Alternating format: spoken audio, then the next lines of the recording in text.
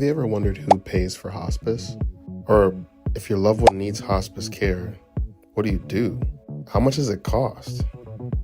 Does Medicare actually cover the actual cost of hospice care? Like, what if you don't have any money? These are all questions that everyone asks. Let's answer these together. All right, so the first question is, who pays for hospice care? Well, the answer is you do. Who, me? Yes, me. Couldn't be. Then who? Whether you realize it or not, you're paying from birth all the way, and you actually have paid for it your whole life. And so when you get to become 65 years old, your hospice benefit is covered 100%. And when you have a Medicare Advantage plan, hospice is still covered 100%. Medicare covers under hospice care supplies, clinical care, DME, and medications. But within that care, there are specific guidelines that have to be met, and you have to qualify for hospice care. When it comes to care at home, there are some gaps that we see a lot, from home health to hospice, and it gets confusing.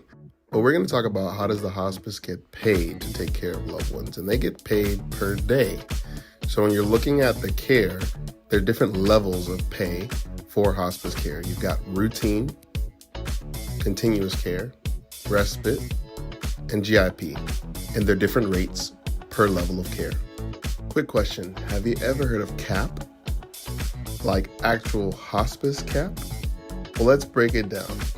So I'm going to draw a quick bucket here, and we're going to call it CAP bucket, and break down what is CAP.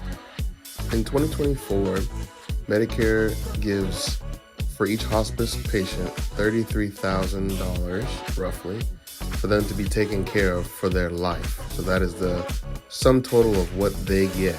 And the hospice has to utilize those funds effectively to take care of the patient. Let's say a patient's on hospice and they only live for one day. Now, we talked about that $33,000 is what's due to that hospice patient.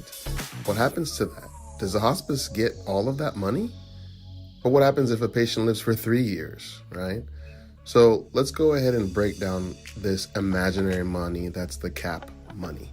So if it's 1 day, right, or 30 days, or 2 years, the hospice has to make sure that those funds are accounted for, because it doesn't matter. That number never changes. It's always $33,000.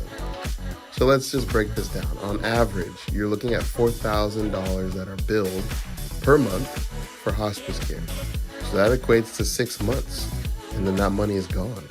What happens to it?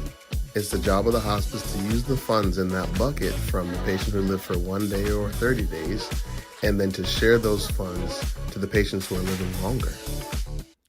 Hey, if that's complicated and you have questions, feel free to leave us a message and we'll break down CAP in more detail for you.